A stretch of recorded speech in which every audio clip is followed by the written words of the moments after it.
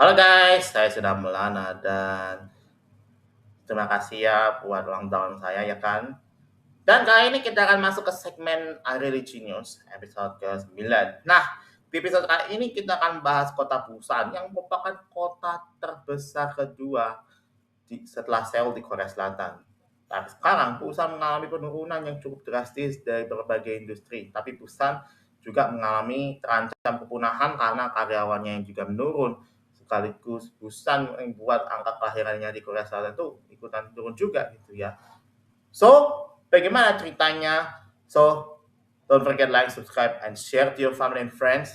So, let's begin the video guys.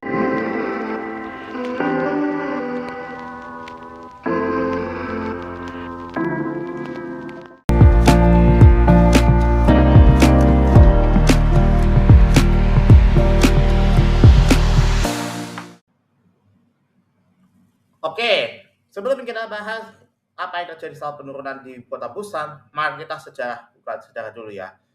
Busan itu merupakan kota biasa. Saat Perang Korea pecah di tahun 1950, Busan menjadi benteng terakhir Korea Selatan yang berdekatan dengan Jepang. Dari sinilah negara ini bertahan. Dari sinilah industri mulai tumbuh. Busan ini berkembang sebagai pelabuhan terbesar Korea, pusat logistik dan perikanan, kota industri dan galangan kapal. Selama puluhan tahun, Busan jadi gerbang ke dunia. Dan kota ini hidup, kasar, keras, dan teknologi. Lu bayangin, Busan itu merupakan kota yang punya pelabuhan besar di Korea, sekaligus yang punya logistik dan juga perikanan buat mengekspor produk seperti seafood sekaligus. Busan jadi kota industri berat juga yang dalam kalangan kapal kayak gitu. Nah, menurut The Korea Times, ada risiko indeks keturunan dalam penduduk perempuan dari usia 20 sampai 39 tahun dan juga penduduk berusia 65 tahun atau lebih yang bisa menghitung risiko kepunahan di wilayah rural, urban, sama provinsi, sama negaranya itu sendiri.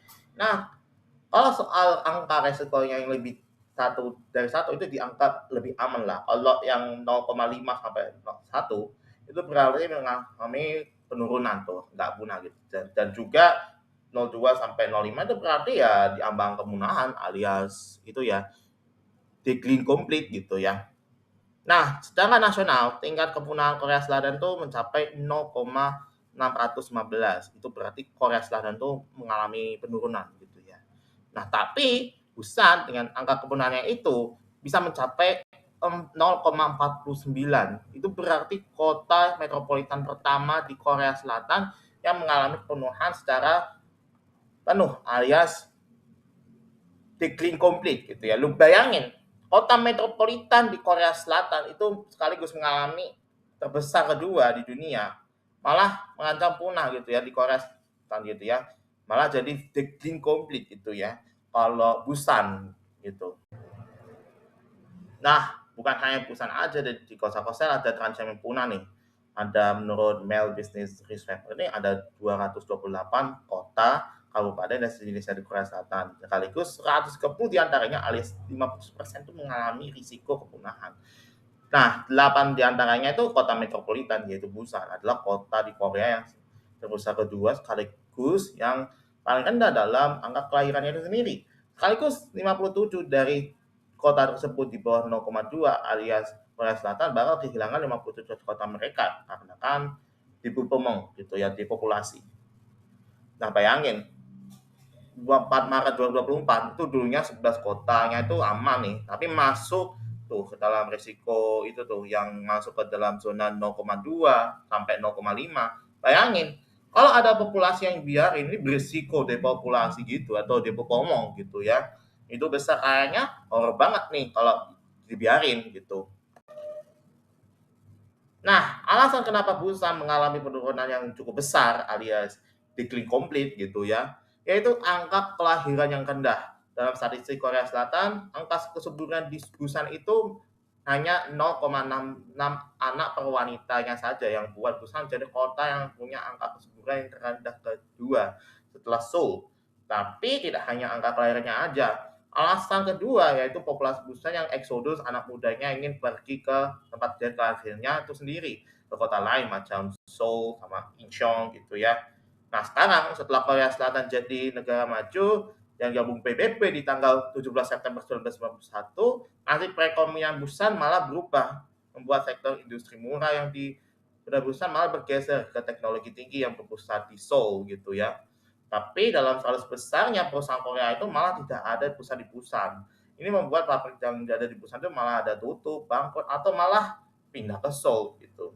Nah, meskipun ada bisnis industri murah di Busan, kebanyakan di Busan ini ada laki-lakinya ya, tapi perempuan malah di Seoul gitu ya.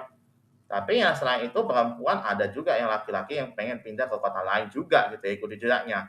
Dan juga ada anak orang tua ini pengen kuliah di kota di Seoul karena pendidikannya di ibu kotanya Korea Selatan itu lebih bergengsi daripada di Busan. Nah, karena alasan pekerjaan dan pendidikan ini membuat populasi anak Busan tuh menurun.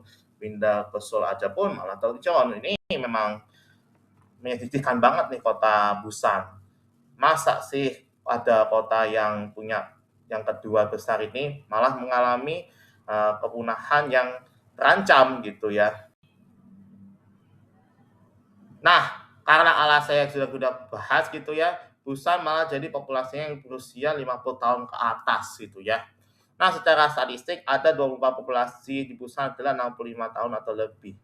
Nah, pada tahun 2020 sampai 2050 populasi Busan itu akan menurun besar 33,57%. Dan ini bisa terjadi. Busan bakal jadikannya kota metropolitan pertama yang punah alias Echong gitu ya, alias extinct gitu ya. Nah, ini buat 30 tahun aja Busan bakal punah kayak di game Resident Evil yang punya Raccoon City, entah sama game The Last of Us gitu ya. Ini aneh banget kalau Busan di 30 tahun terakhir entah kayak Raccoon City gitu ya, cabang timur gitu.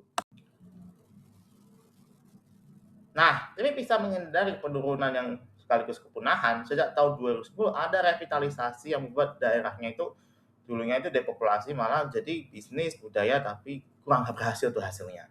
Dan alasan itu hal itu tidak berhasil karena Busan tuh basisnya itu udah jadi pusat bisnis, tapi secara fakta malah ditinggal sama anak mudanya. Dan pemerintah Korea Selatan tuh malah memberi insentif regional buat warga ini pengen balik ke tempat kelahiran itu sendiri.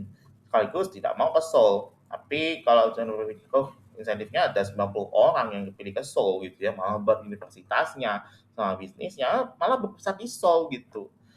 Ini memang aneh banget kalau ada orang yang kerjanya di Seoul malah bikin Busan tuh terdiam banget tuh.